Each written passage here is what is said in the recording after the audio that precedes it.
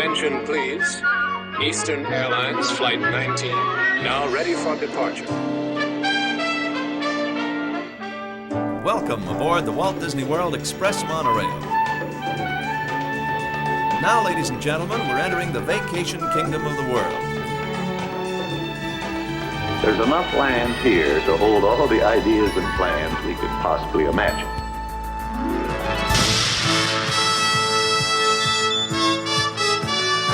We call it Epcot. Will be our experimental prototype city of tomorrow. Welcome to another episode of the Retro Disney World podcast, taking you back to the vacation kingdom of the world, the way it was, and the way it is in your memories.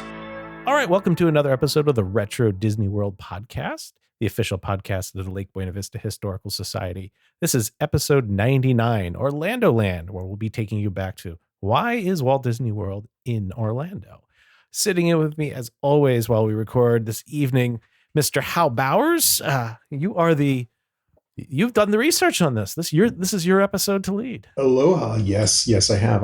I find this interesting. Now, a lot of this info comes from UCF's cache of documents from Harrison Price. He's got a whole bunch of stuff in there, which you can access online. Mm-hmm. But if you don't want to read, 120 pages of each of these books, it's like, I'm going to wrap this up for you in a neat little package. Look at that. Yeah, how did the research? Yeah, there's some really interesting history of like how we got there. There's always been a bunch of things like, oh, I heard they were going to put it in DeLand, or I heard they were going to put it here, and Ocala, because Walt had relatives that were there. And so tonight we're going to lay all of that to rest. Cool. You will find out what was real, what wasn't real, and what the reasoning behind all of this was, because it was a very well thought out thing. It was not by chance or a whim. Excellent. Well, we're looking forward to it, Hal. Thanks for putting that all together. And sitting with me, as always, too, our mailbag expert, Mr. JT Kuzier. How are you doing tonight, JT? Doing good. I would like to say I have heard us more on other podcasts than we have our own. I heard Brian and Todd on the Zach Brown show, and then I heard me and Brian on the Theme Park Land podcast. We've kind of been all over the place, talking and the Tammy retro Tucky magic. Show.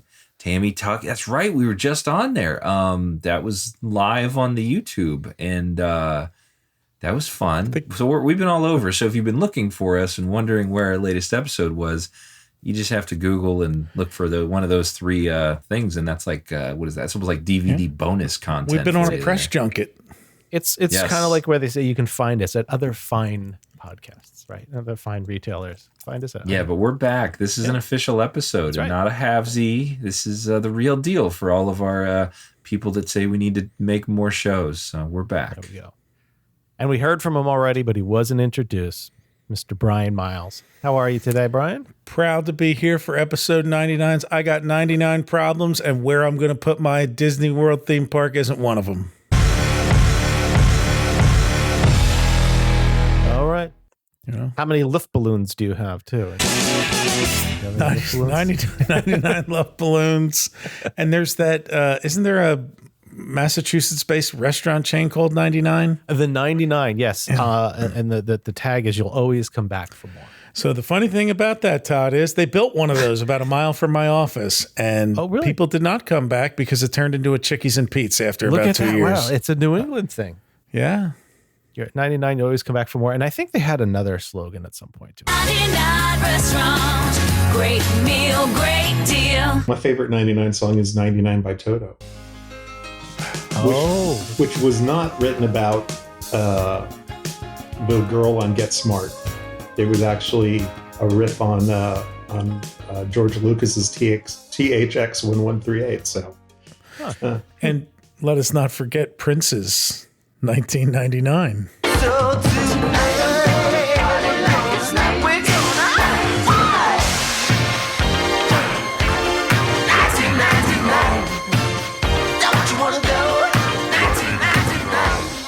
tonight, we're going to podcast like it's 1999.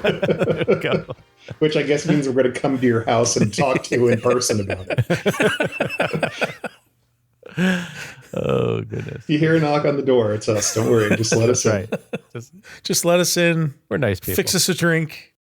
All right. Well, as always, JT, we opened the mailbag in the beginning here. So maybe you could tell us what we got. We've had a lot of different things come through recently. Yeah, we got a whole mailbag episode coming soon. But yeah. So what do we have here?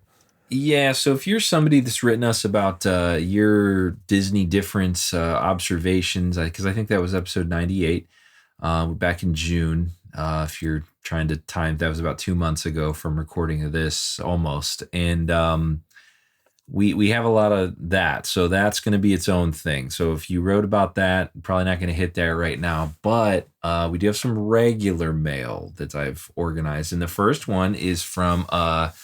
our buddy Steve. Steve wrote us recently, and he starts off by saying, "This one goes out to Brian." All right, personalized. Steve thought he was the only nerd to listen to Soren when taking off on an airplane. Nope. Apparently not. Brian also does that. Yes, I do. And if you time it just right, when that engine fires up and they, let the brakes go and, figure out how far down the runway you're going to get, you can just time it just right. So, dun, dun, dun, dun, dun.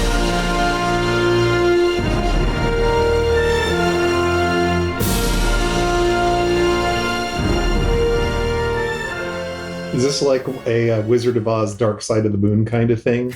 Yes, exactly I that. guess. And then, yeah, except it doesn't hit as evenly. And then all those New Year's Eve memes now, like if you start watching Home Alone at 11:22 precisely, Kevin hits the guys with a paint can right at midnight or whatever. Heads up! Yeah, it's... Steve also says he's a U.S. history teacher and he listens to us while he's walking the halls during his free period every day. So how about that? I hope nothing's happening behind you as you're, got your headphones on and we're talking to you, Steve, because that would just be comical, just the fights happening behind him and all that stuff. Yeah. His love of Disney and history makes our show a perfect match. So thank you for all your hard work in putting these episodes together. And thank you for your service. Yeah, Steve, appreciate that. All right, here we go. We got some camera facts. This is from Joe. Joe wrote us and said, a friend shared your recent podcast episode with me about cameras and film at Walt Disney World. That's very interesting. So, Joe, I'm going to guess you might not be a regular listener, but he does have some fun facts for us. He says the film lab at Epcot's Camera Center used to process more film in a single day than any other Kodak film lab in the world. Seems, I guess, about right. And he also says we're correct in that the Splash Mountain was the first ride to receive an automatic on-ride photo. They received it in 1993, and installing a system and camera for this went hand in hand with commercializing a decent quality digital photo printer that could be used in the gift shop. The Kodak Photo CD also became a commercialized product at that time. There was no point in taking a photo if it couldn't be sold. Now, he says the camera was handmade and built off of the DCS 200 platform. 4 of these original ride cameras are known to still exist. Whoa. Yeah. I looked it up. It's really interesting. That's much earlier than I ever anticipated it being digital. I mean, you knew it was digital, but it was impressive, the quality. For all the flack that people, especially on social media, give Kodak for like not jumping on the digital thing. Yeah. They actually kind of did. It's just, it was so expensive. So they took a Nikon body because they had no expertise in doing, building, real cameras.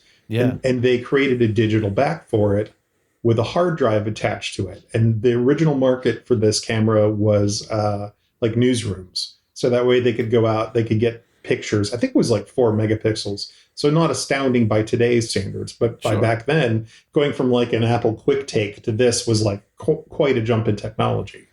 And it had a decent sized hard drive on it. And so you would, take your pictures and then take it back to the newsroom and unload them. So I think what they did basically to make this version for the ride is they had to come up with a different kind of shutter system, because if you used a conventional shutter, I mean, you're taking a picture every 45 seconds as another one of those logs goes down. So a conventional shutter, it would die quickly. Yeah. It would just wear out. So they invented a circular like shutter. So instead of the thing coming down and over, it actually would spin in front of the lens and then spin away from it. Wow. So it was on a rotary rather than like an up and down. Right. Now that was the first picture on rye that you could get, but imagination predated that with that special lens that Tony Bax just told us about. That and the computer the size of a room in order to set up the still store. Yeah. Now it's a simple thing. So cool. That was great information. Really interesting. Now we shoot whatever we see. Yeah, that's right. In color photography. Let's see what we did there. Super cool. Yeah. Does the ride currently have a photo?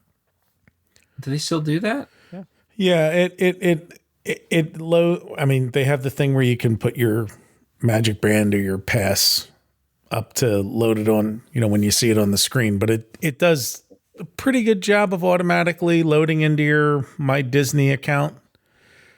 Oh, with the proximity and the. But I always scan after I'm on the stuff, so I never buy the photos though. I just scan them, so I have them. Fun to It was always funny in the old days. At first, they just they would have the one main screen that you would walk up to and see. Like I think it was a grid of like 4 different photos at a time. Yeah. And then eventually, after people started like flashing on there, they would have to have a cast member stand there, and they would just turn around with like one of the 8x10 prints that you would get as a sample and like cover up the screen if somebody did something naughty on it. So that way you wouldn't see it. And then after the 30 seconds up there, then they would pull it down and like go about their business. That's funny. Yeah. I wonder how it was screened after that. I mean, in today's AI world, you could get it. I think it's automated now, because if you see, like, sometimes it'll just be a blank where it is. And so I think they have a way to catch it at the, at some level before it gets displayed. Yeah, that's interesting. So besides the camera, they would have had to build this whole, digital system attached to it to, display the pictures before you purchase it, and then attach it to a printer in order to print it out. So it's quite a thing. Well, it's a good thing they had a sponsorship from Ziploc, because they knew a thing or two about it. What do those bags go for on eBay these days, Jason? Oh, that's right. They did give out Splash Mountain branded Ziploc bags. Oh, yeah. I got a couple hanging around somewhere. I never got one. Water. Wasn't it just like a gallon bag? What are you going to put? Like your phone, I guess they were going for? Yeah, that was the idea, I think, was to put your, wallet and watch and phone in there. That's funny. All right. Well, next up, we have a letter from Craig. Craig has a good story for us. Hey, gentlemen, absolutely love the podcast. Recently, I've been revisiting old episodes while I wait for the newest one. Well, hopefully you got through a lot in the last few months. I was currently listening to Pleasure Island Part 3, and in the listener mailbag, you asked for stories of celebrities ruining vacations, so I thought I would share mine. We love these. Now, right when I saw it, I thought, of course, Tom Cruise, but we've got one better, and it's very well timed with the current situation going on in the world. In 2013 and 14, I was a cast member of Toy Story Midway Mania at Walt Disney World. At the time, Toy Story was the hottest attraction on property, with average wait times of 2 to 3 hours a day, even longer during holidays. You guys remember that? Like it was like you couldn't get on that ride. No, it was impossible. Absolutely impossible. And then there was a segment of fandom that were upset when they built a third track. Like, why don't they just build more rides? And I'm like, no, people want to go on this ride. Like, they've made Soarin' and Toy Story Midway Mania accessible to people. Yeah. I think those are the only 2 examples I can think of in all of Walt Disney World history where they added capacity onto an attraction because it was so popular. Mm-hmm. So one busy afternoon while he was working, we got the call that Taylor Swift and her entourage were in the park and headed our way. I apologize on behalf of Pennsylvania in advance. They were coming through the back entrance. That's the way you go, I guess, if you're Taylor Swift. She wanted to remain anonymous and unseen in the park. So our only option was to cycle out the guests already on the rides and ask everyone who had been waiting hours, including those who were next to load to their turn, they turn around and exit through the entrance of the attraction. She rode a few times while every available cast member was called to duty outside to deal with unhappy guests. So T Swift just taking the rounds, doing it a couple times. I mean, what's the ride? Like 3 minutes and or she something? wasn't even like today's Taylor Swift, which is like 1982 Michael Jackson level fame. Like she was still like a country star in 13. Taylor Swift. Yeah. She dealt with more guest complaints who made it apparently clear that their vacation was ruined in that afternoon than I did his entire 20 years as a cast member. So Taylor Swift single-handedly ruined. I'm sure there's people out there that maybe not listening to this, but they're telling this same story to their family, saying, remember that time we tried to get on the ride and Taylor Swift ruined it, and now she's engaged? What a loser! Like, I hope it rains on her wedding day. Yeah, they're still looking for that, reparation there. Vengeance will be theirs. Yeah. So hope you enjoy the story and keep up the great work. Thank you, Craig. We love that. I'm going to put the call out again for fun celebrity stories. They're some of my favorites because it just really throws a monkey wrench into the park day, and that's always fun for us because it's just unique. All right, we got a lot to get to, so we're going to wrap that up for now. If you have something to tell us, a question, a comment, a story, photos, films, or any memories you want to share, podcast at retrowdw.com.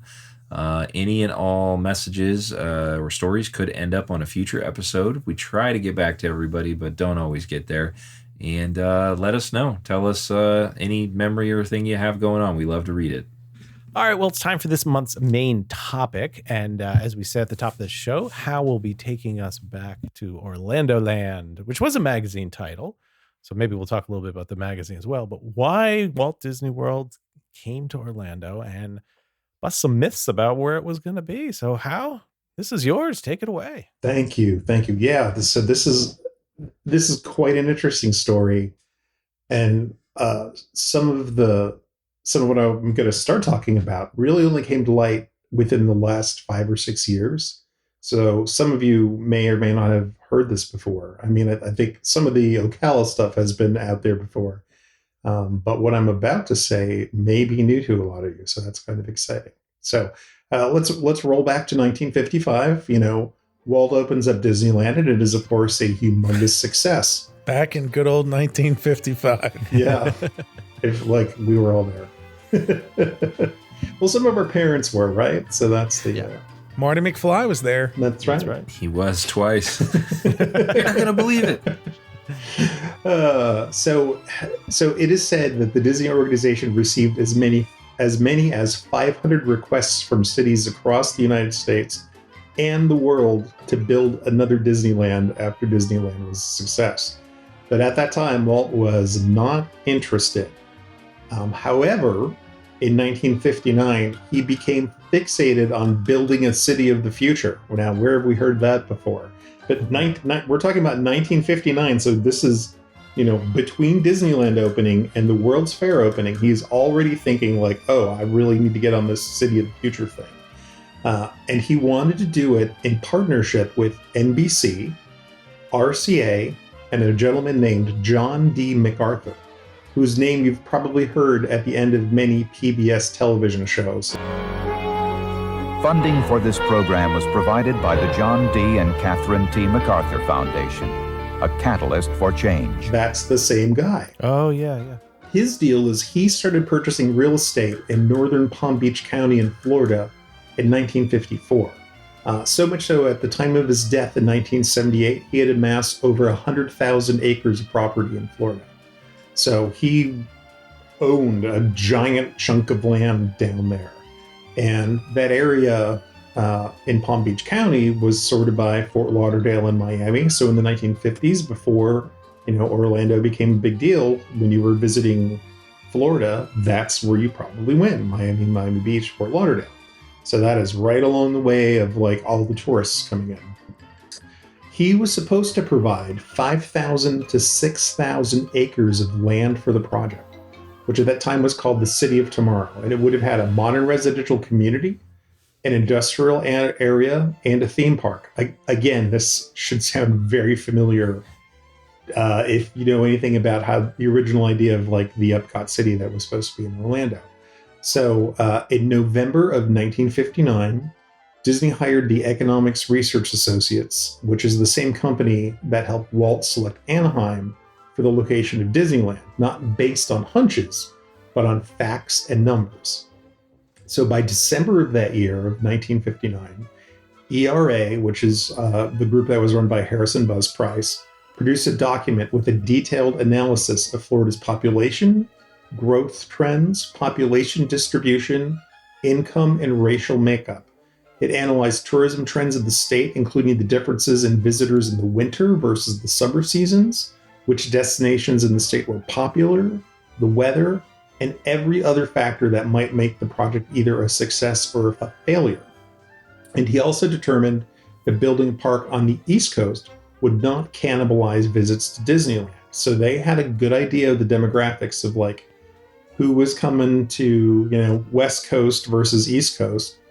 And they realized they had a whole different market on the East Coast. And you'll hear people talk about that, as they did the World's Fair, that they were testing things out with this new East Coast market. They didn't know if it would work or not. But they, as early as this, they're thinking this is a distinct group of people that are not Disneylanders. Florida's growth potential was particularly interesting. Walt had the figures for his attendance numbers at Disneyland, and he was looking for a location that could match those within a short period of time. So this report in 1959 predicted that there would be a population of 7 million residents by 1970. And I think Disneyland at that time was doing about, 6 million a year. So that was, something that they could grow into. They didn't expect that, a Florida park would be a hit right away, but they knew given enough time, it could get there. And according to the actual census in 1970, the population of Florida was 6,789,443. So they came dang close to predicting almost 20 years earlier exactly what that population was going to be. So Harrison Buzz Price knew what he was doing. It was also noted that Florida had twice the number of visitors as California. So for every Floridian, there were 7 tourists in the state at any given time. And again, this is 1959. We don't have a population explosion here yet. So that's a 7-to-1 ratio of tourists to locals, with over 9 million people visiting the Sunshine State each year. And nearly 8 million of those 9 million people were within a 200-mile radius of Palm Beach County. So they were within, a half day to a day's drive of this area.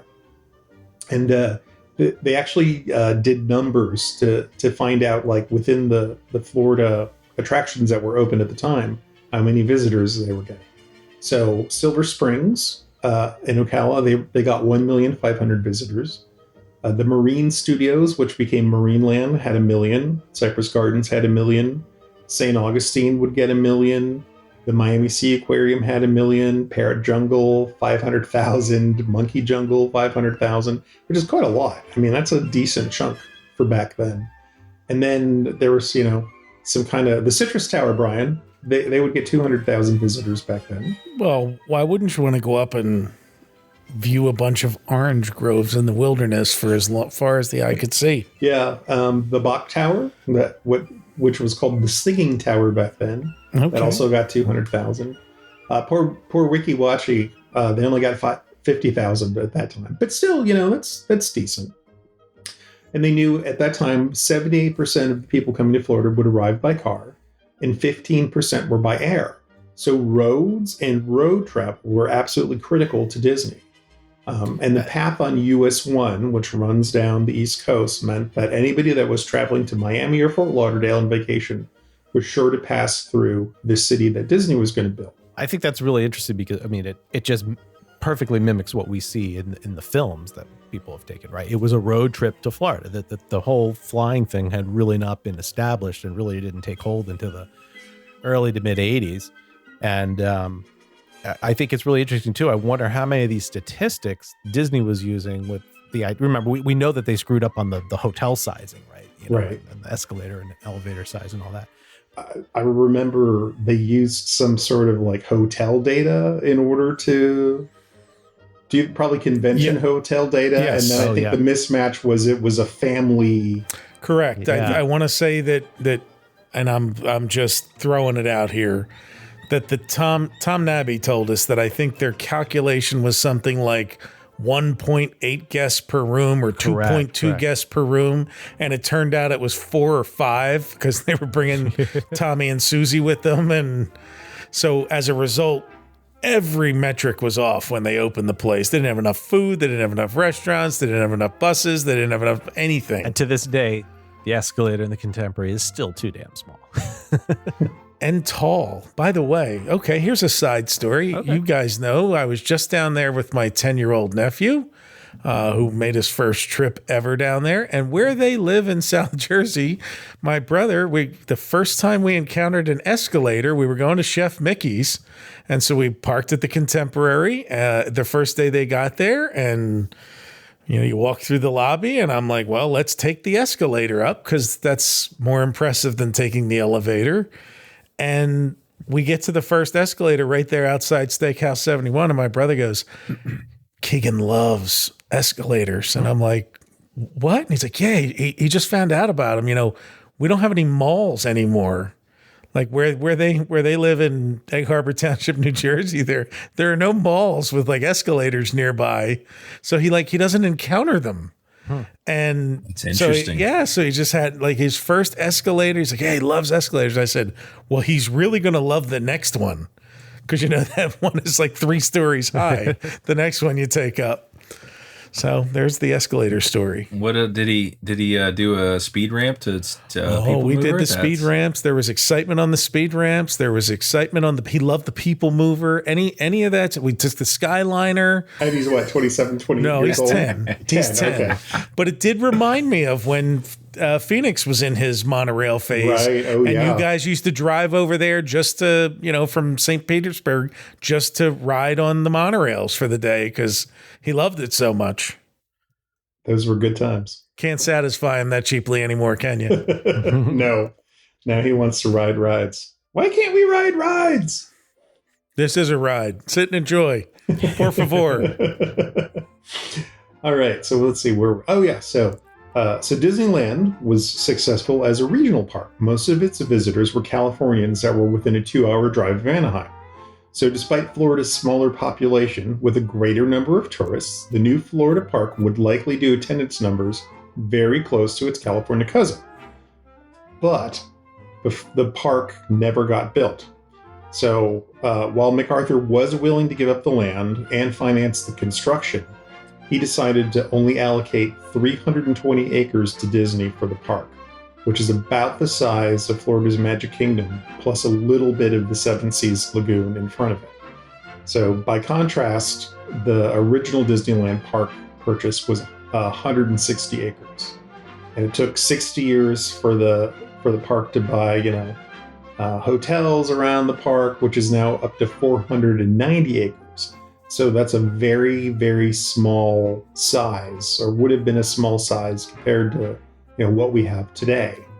Roy Disney did not want a repeat of what had happened at Disneyland, where businesses sprung up around the park and made money off of it. He wanted more land. And you will always hear, that whole thing of the blessing of size. A lot of it was Walt's animosity towards the businesses that built up around Disneyland. And, as far as he was concerned, took advantage of it by making money off of their proximity to Disneyland. And he did not want to repeat that. And one of my soapboxes is that the whole business of sightlines originally was Walt not wanting people to see other people's hotels and things from within the park. He was perfectly comfortable if you saw other parts of Disneyland or the Disneyland Hotel because he was partially involved within it, but it used to anger him if, you could see, the Howard Johnsons across the street from Disneyland because he made nothing off of it. Walt didn't want other businesses taking advantage of, Disneyland's good name and the people that it brought, without getting a percentage. And his whole idea was on building it in the first place was to get away from those unsavory elements that traveled around with circuses and amusement parks and hucksters and shysters. And all of a sudden, that's what surrounded Disneyland for blocks. Yeah. So Bean was good. Yeah. Controlling the environment, absolutely, critical for him. So because of that, MacArthur called off the deal. In fact, from what I had read from a newspaper account, he was really quite mad because he thought, oh, but this is set. This is good to go. So if MacArthur visited that park, did he ever leave a cake out in the rain? That might have been the guy.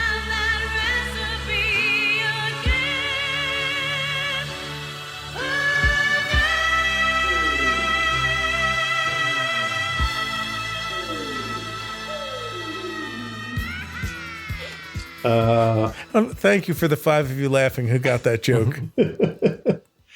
And so he did end up building a city called Palm Beach Gardens on his own in that location. RCA actually did get involved. They built a plant to build computers within the city limits, which opened in 1961, and it brought 3,400 workers to the community. So this concept of like NBC and RCA, which I think they were affiliated in NBC and RCA at that point. And also notice the difference here. It's like, so he built Disneyland with ABC money. He was switching over to NBC because they were the ones that were sponsoring the Disneyland show at that point. So it's interesting. He was, again, trying to get money from wherever he could in order to do the building for this stuff because, they were not a cash-rich company at that point. So with the deal called off, Disney began looking at other places to build a park. And really that was the thing. He wanted to build more entertainment venues someplace. So as the organization became involved with creating attractions for the 1964 World's Fair, suddenly the East Coast Park sounded like an even better idea. So Niagara Falls and St. Louis were strong candidates for locations, as well as other locations within Florida. So they looked at Tomoka Park near Daytona Beach, Stuart, Florida, and Ocala. And as people have talked about, Ocala actually was the prime candidate for a place to put it.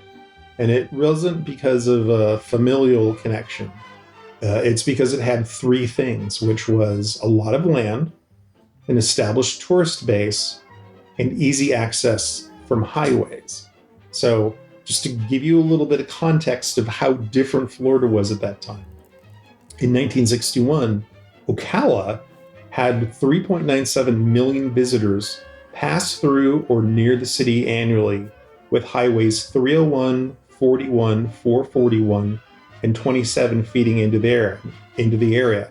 Now, this is before the Eisenhower highway system, I-75 and I-95. This predates the interstate highways. So it was these 2-lane roads that were carrying the load of tourists back and forth at that point. So by contrast, only US 17 connected anything to Orlando at that point. So Ocala had 4 major roads leading to it, as opposed to Orlando's only 1 road. Ocala did also have plenty of land. They had ranches for sale between 1,000 and 2,000 acres, and they had unimproved land from 20,000 to 25,000 acres available, all within a 15 to 20 mile radius from the city. It had 15,000 residents at the time and 56,500 residents within the county. Disney people needed people not only visit the park, but also to work there. And so that was a population base that they could draw employees from. So Ocala looked really, really good. But by January of 1964, the conditions had changed dramatically.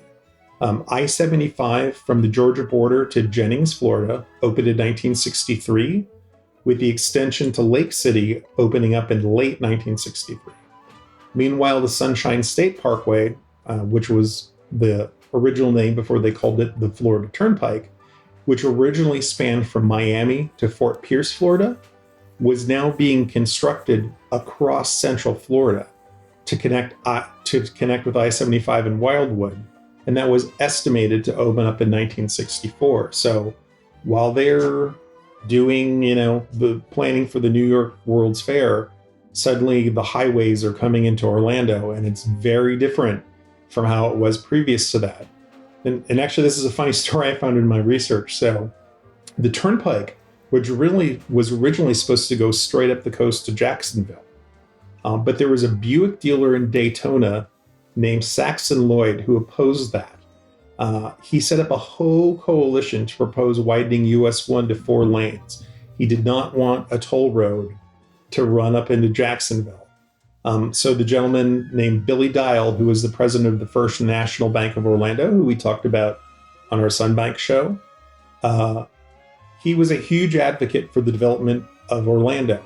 So he called the chairman of the Turnpike Board, who he knew personally, and told them that they would love it if the road came through Orlando, and that Martin Marietta would donate any land on their right-of-way in order to make the turnpike happen.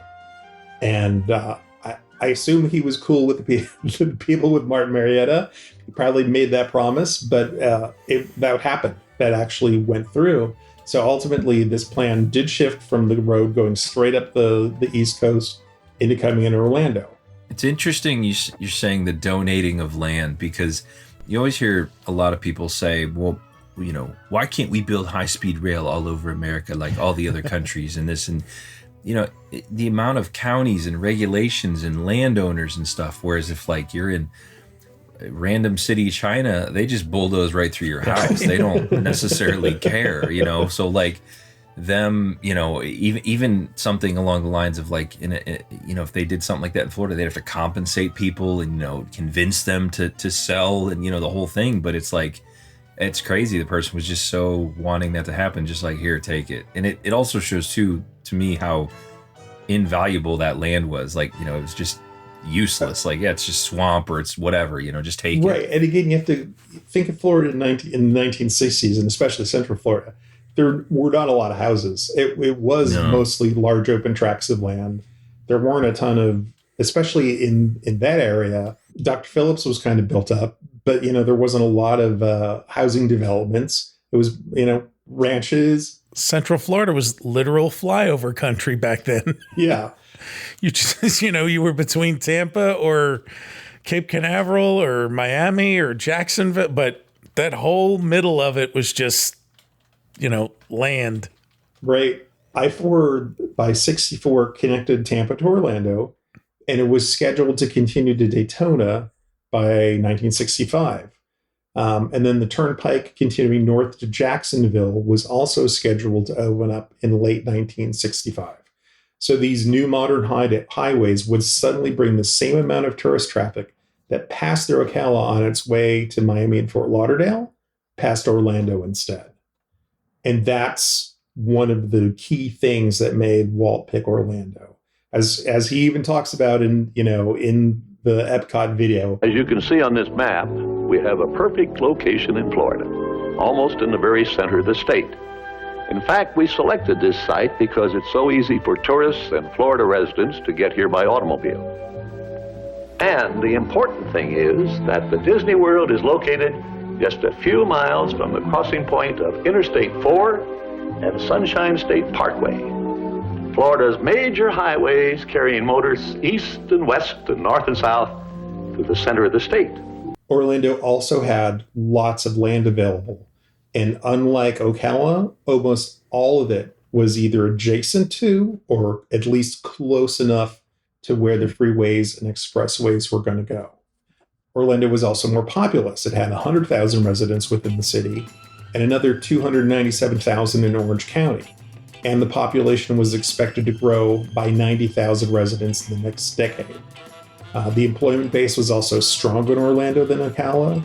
In Ocala, most of the residents were employed either in tourism or agriculture.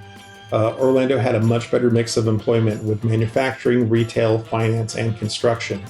And the opening up of Kennedy Space Center was expected to bring a bunch of high-tech jobs to the area as well. So this is even before KSC. So this whole area was like expected to really blow up. The Florida government's willingness to work with industry was also considered a big plus. So Pratt Whitney, General Electric, and Aerojet all got concessions for moving into the state, from new roads to utility infrastructure to the flexibility to make flood control changes. So that stuff that, was going on at Disney where they, dug the trenches in order to do flood control, that was A-OK by the Florida Senate at that time. And the government, they're like, yeah, you need to move stuff around to make lakes, whatever. Go for it. It's totally cool. The Disney team initially identified 50 potential pieces of property to meet their needs, reduced that list to 25, and then did a deep dive investigation on 7 of those parcels. So the land under consideration was southeast, southwest, and northwest of the city of Orlando at sizes from 40 to 16,000 acres at prices between $130 to $2,000 an acre. And the trick that they were really trying to do was to get as much land as possible at the lowest price available. And so I'm going to tell you a little bit about the 7 big tracts that they thought were going to be really good candidates for Walt Disney World. Boy, I'm going to kill this name. So there was the East Topapolega Lake properties. And this one was considered one of the best. It was 4 miles east of the Turnpike, 11 miles south of Orlando, and due south of McCoy Airfield, which would become Orlando International Airport. So it consisted of 6,190 acres. The only problem was it was owned by multiple parties. Today it's a number of small housing developments.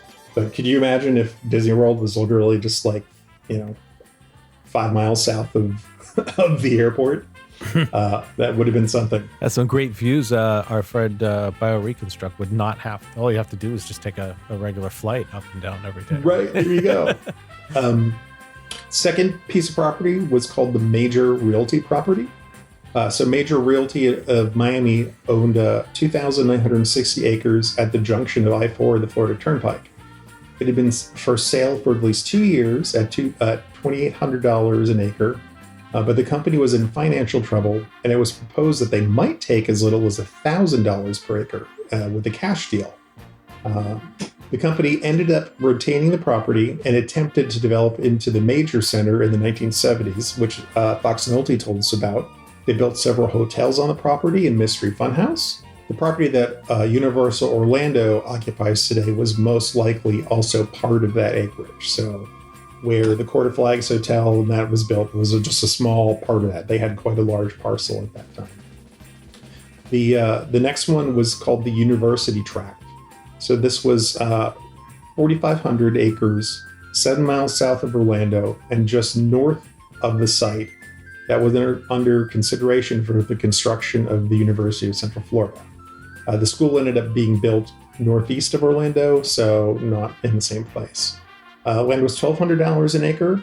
Today, it's the site of the Orange County Convention Center and the Williamsburg Housing Development. So if you've ever gone to the Convention Center, that could have been Disney World too. Then there was the Highway Hub Tract, 6,000 acres, 8 miles south of Orlando with good highway accessibility and contiguous with the proposed university location. The owner was asking for $1,650 per acre, and it was felt that the owner increased the asking price beyond its value in order to take advantage of the possibility of the university being built next door. Today, this is mostly still swamp, so there hasn't been anything really built on it yet. Lawson Ranch, 6,000 acres, 7 miles south of Orlando, east of the Turnpike. Boggy but buildable with drainage, $445 per acre. And today it's the site of the Buenaventura Lakes housing development. So something did end up going there. Acorn River Ranch. This was between Orlando, Titusville, and Sanford. So this was north. Very buildable, but no highway access without a 6-mile extension being built. Went for $350 an acre, which was much cheaper, but there's still nothing there today. So that one was not so good. And then finally, there was the Expressway Tract. So this was 12,400 acres, 15 miles southwest of Orlando and adjacent to I-4. Disney really, really liked this, but the property was in escrow and it wouldn't be known until February of 1964 if it could actually be purchased or not.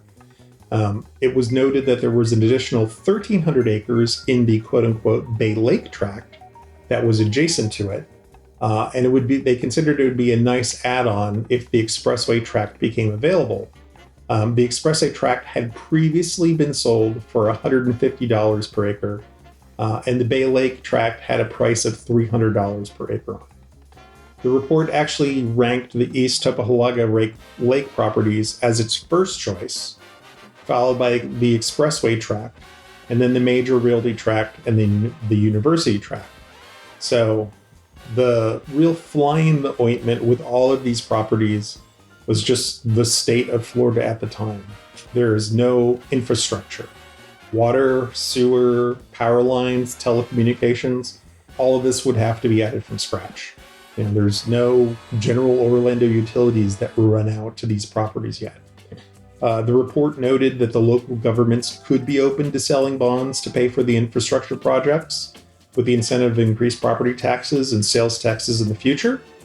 Ultimately, this is what caused Disney to start the pseudo-governmental agency, the Reedy Creek Improvement District. So they figured instead of worrying about Orange County or someone, doing the bonds in order to build this infrastructure, let's do the bonds ourselves and we will be in charge. So November 22nd, 1963, Walt takes a handpicked staff on tour of both St. Louis, Niagara Falls, and locations in Florida in order to make a decision about where to go. There were only seven people in the company that knew what was going on with the land purchases. Card Walker, Don Tatum, Jack Sayers, Larry Tyron, Mel Melton, Joe Fowler, and Bob Foster. By June of 1965, the land acquisition was complete. They ended up buying both the expressway tract and the Bay Lake tract, along with some other adjacent land, for the grand total of 27,400 acres at an average cost of $183 per acre, which was a cool $4,941,000, which would be $52 million in today's money, adjusted for inflation.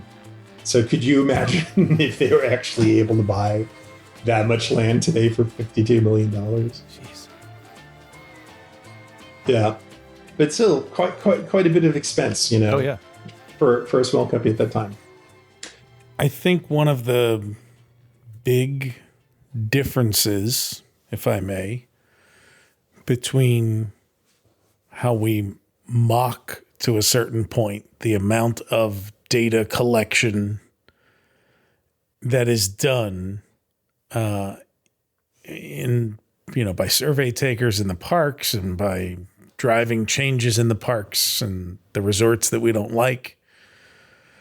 The reason they needed to do the data then was because they had to go to banks and investors and convince them to give them millions of dollars to build this thing.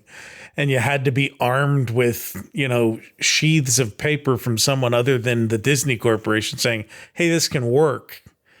And here's why. As opposed to now where data is collected and it actually drives creative decisions and changes in the parks, some would say for the worse.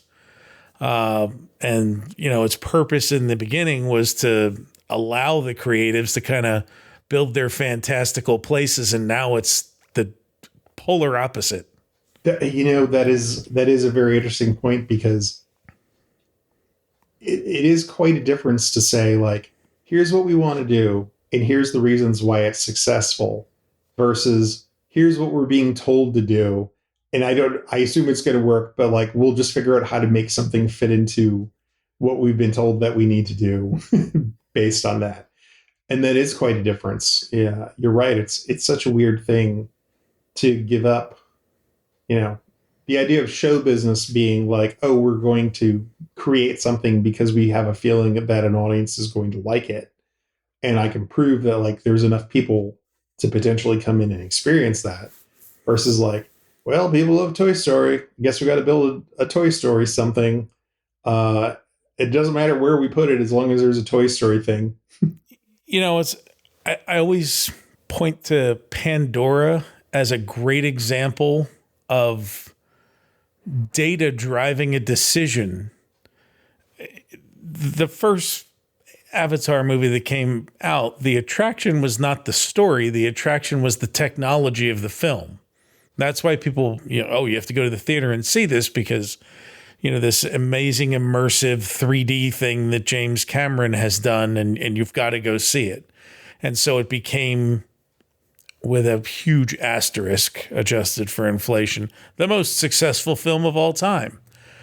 I have not to this day, outside of having seen James Cameron once pretend he had just landed from the actual planet of Pandora on stage at D23 with Joe Rohde, I have never met an Avatar fan. Like the way when we were kids, you knew, Jimmy's a Star Wars guy, or Tommy loves He-Man, or Hal loves G.I. Joe. Like I've never met an Avatar fan. That's tricky because they were rated R, and you can't. It's not a kids movie, right? But they then decided to make the most massive investment in any of their parks in this land, and it was. Honestly, the whole idea was based off of, this movie made a lot of money, so it must be popular. And in a practical room, in a room full of, I have to believe in a room full of creative people, as opposed to financial people and MBAs and people looking at data, would say, nobody cares about actually going to visit Pandora. That's not the thing that people want to go do. Were they hoping for it to be the thing? I mean, were they trying to create something where it didn't exist? Well, compare it to, everything, whether it's Galaxy's Edge or Pandora. The counterweight was, Harry Potter and Hogwarts. And that was a place where the people who had scarfed up 7 books and 7 movies, they wanted to go to those places. They wanted to experience those things. Had they purchased Lucasfilms at that point? No, they did not. They had not. Okay. But I always wondered, in the grand scheme of things, it's like, okay, Harry Potter's killing it. We need to find our Harry Potter. Star Wars is off the table. What else is out there? And then it became, okay, there's this Avatar that's it's okay. It made $2 billion at the box office. I think had they purchased Star Wars first at Lucasfilm, they probably would never have made Avatar Land. I think that was their next best thing. Because it's very hard to find media today that everybody knows. Right. But it's interesting, again, going with you take the data and then so a room full of creatives of any age would say, the places in Star Wars that people want to visit are, the Death Star and Dagobah and Hoth and, Tatooine, and that. So we'll build.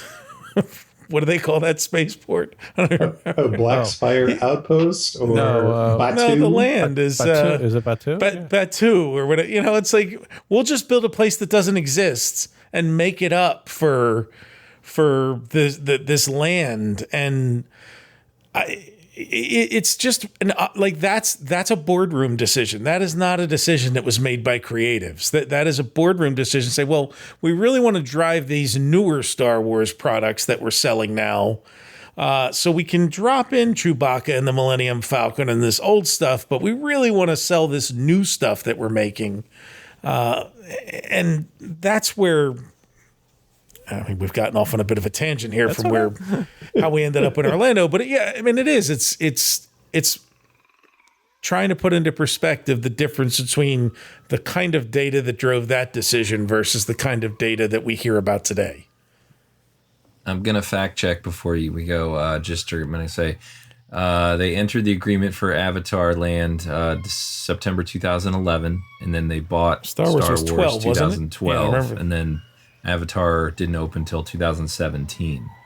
So we own Star Wars. Not we. They own Star Wars by roughly around that same time. But I want to say though, at that D20, the very next D23, it's like they were already like teasing, oh, we're working on this stuff, and they had some things to show, right? And there was that push too. I mean, it was again, this is the tangent, but they were trying to make Animal Kingdom a night park, and they had the sunset big light up boards and they were trying to do something. And the Rivers of Light boat show and all that stuff was going on. But yeah, I mean, it's one of those things. It's like it's a boardroom decision and not a, I don't know. Yeah. It looks nice though. The ride's fun. I mean, Pandora is wonderful. It's just, it could be. You got to walk through Animal Kingdom to get it. Well, it could be anywhere. Yeah, they put it as far away from Everest as possible, so that you have to walk through the whole park to do the both of them. I got to burn a park ticket to go see this place. You got to, if you want to do Everest and Pandora, they're the two furthest points in the park from each other, so you have no choice but to do the rest of it. Oh, that's funny. Some of it to me looks just like a very nice miniature golf course. It's like, oh, if they drained the water here, they could put in some putt-putt. This would be awesome. You can play that drum there, Hal. I know you like that. Oh, yeah. Yeah, that and off that plant. I really look forward to doing that on all my trips. Well, that's getting cut, whatever that is. And I think JT just laughed out his nose. What are we talking about? Is this some plant that explodes, or? Yes, you don't know about this? No. I mean, I know there's like a lot of weird interactive things. There's this big like tree plant thing, and you rub it in a place, and then it actually shoots out like water that's supposed to be like stamen, like to fertilize the thing. You really are master this plant until it ejaculates. Does it shoot on people? If you're standing under it. Here, I'm going to put the video in the... Flasca reclinata. All right, I got to make this full screen so I can... Oh, he stuck his hand in there. Oh my God, look at that. Oh, there it goes. It's spurting out the tip. Yeah, just the tip. If you stimulate it does it right. at night, too. It'll spurt in the dark. Oh, there it is at night. Oh, my God. That looks the fun. bioluminescence here at 107. Exact thing This guy's really working it here. Gentle, you're doing it too rough, sir. More at the base. More at the base, please. That's great. I have to go check that out. There's the drones. Cancel a Magic Kingdom. Yeah, except the park still closes at like 6 o'clock every night. I know. We don't get to do it in the dark. You got to go at like Christmas week when it's open. Oh my God. They shoot a spotlight on you when it spurts. I think that was the camera flash. Oh, all right. Well, that would be cool. That is the worst thing I've ever seen in my life. Well, should we stop? Should we wrap up the recording before? Yeah, let's close this out here. I did my data stuff, so. All right, so that is why Orlandoland is the home of Walt Disney World. I think this is the rest of the story moment, right? Yeah. Now you know why Orlando Mayor Buddy Dyer welcomes you to visit their world-class attractions and theme parks. You know, I'm surprised. The only reason I knew how to say Kissimmee is because of those commercials in the 90s. Kissimmee St. Cloud. Location is our biggest attraction. And I mean, we should pour one out for St. Cloud when they, decided not to continue funding promotion of their and it just became Kissimmee, No more St. Nobody's ever saying, "Hey, I want to go to St. Cloud." No. Is St. Cloud still a thing? I assume so. Oh, I don't know, but if you live in St. Cloud, let us know what's going on down there. We haven't heard about it since the Easter parade in '92. St. Cloud is a city in northern Osceola County, Florida, United States. And Howard, it's on the southern shore of the East Lake Tohopekalaga in Central Florida. You ain't a native. Yeah, I'm definitely not a native. It's part of the Orlando, Kissimmee, Sanford metropolitan area. And was founded as a retirement community for Civil War Union veterans and gained the nickname the Friendly Soldier City.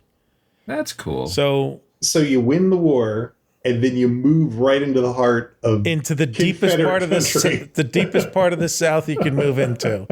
But it was Reconstruction, so you make a real good Billy Yank. There were films shot in St. Cloud, one of which was The Waterboy, starring Adam Sandler and Henry Winkler. Here's medulla oblongata.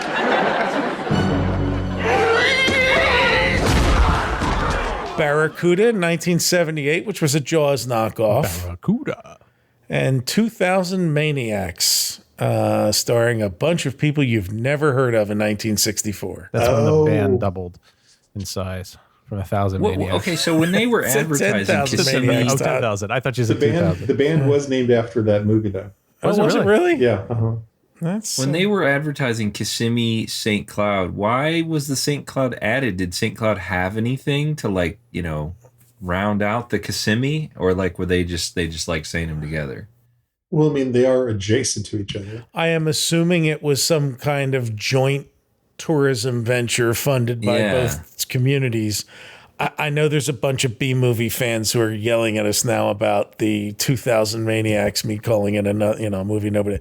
Apparently, it's all about an entire town bathed in pulsing human blood, madmen crazed for carnage, brutal, evil, ghastly beyond belief, gruesomely stained in blood color. And it is a supernatural splatter film. So that's not the Waterboy you're talking about. It follows a group of northern tourists who are savagely tortured and murdered during a ghostly Confederate celebration of a small Georgia community centennial. Boy, this is something for everybody. This is let's show this at movie night at Retro Magic. Sit there and just say it's right over here in St. Cloud. Yeah, it's a film location video. We'll do a location tour. That'll be excursion. Oh, that's great. Well, Howard, thank you for this wonderful retrospective on how we ended up in Orlando. And you should mention that November 22nd, 1963 trip that Walt took to Florida. Tanya Norris, who Tom Morris brought back to prominence when he tracked her down doing his Everybody That Ever Worked for Imagineering in the early decades book that is forthcoming, and he'll talk about at our Retro Magic event at the end of this month, folks. Tanya Norris was on that trip, was one of the few people that was on that trip with Walt that day. She designed the wallpaper for the Haunted Mansion and a lot of other stuff. She was one of Walt's favored people at that stage of life. And it was during a stopover for fuel in, I believe, Louisiana, when they heard about President Kennedy being shot that day. So they were on their way back to California. And there you go. And now you know the rest of the story. That's right. But if you want to hear some of those stories direct from Tom Morris, this is our quick plug. Your last chance to get tickets for Retro Magic, September 27th to 28th, the end of this month, at Coronado Springs Resort in the Walt Disney World Resort. 2 days of fun, history, food, funnel cake. If you go to some place that sells funnel cake and buy it yourself, because we won't have it. Yeah, we can't provide that. Movie night, Tony Baxter, Tom Morris. It should Russell, not be missed. Let's put it that way. Yeah, we got it all. It's all happening there. So you can retromagic.net, grab a ticket. You won't be disappointed. Nope, not at all. All right. Well, Hal, thank you very much for putting that together. I know we've got a lot of, also too, we have Retro Magic t-shirts available too. If you go to retrowdw.com/support us, you can check them out there. So if you're going to the event, you want to show off our logo, that's the place to get them. Other than that, we will be back after Retro Magic. Probably we've got about a month to go here. And then usually the boys and I don't want to talk to each other for about 30 days. So there might be so you might get some Retro Magic super clips as an episode. Exactly. So we'll put something together. But thanks very much for listening. And if you can, give us a shout out on iTunes or wherever your favorite podcasting app is, or as we said earlier, other fine podcasting apps. So thanks for listening. And with that, Brian, take us out.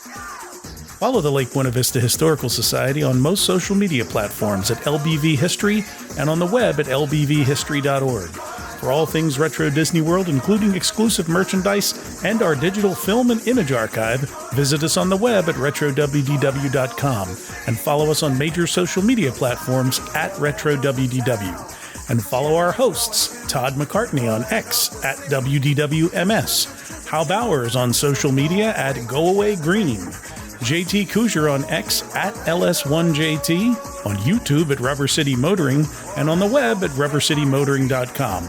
And you can find me on most major social media platforms at Brian P. Miles. Retro Disney World is the monthly podcast of the Lake Buena Vista Historical Society, a nonpartisan, nonprofit, tax-exempt 501c3 organization, and is not affiliated in any way with the Walt Disney Corporation or any of its subsidiary or affiliated entities.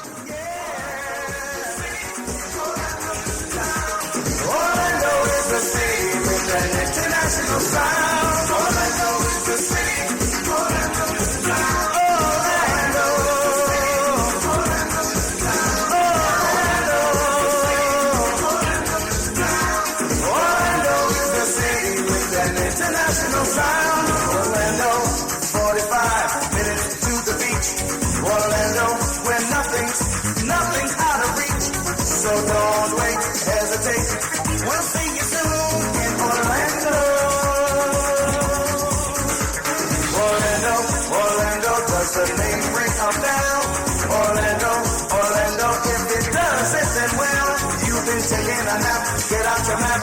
We'll see you soon. Visit me in Orlando, Pleasure Island's reality.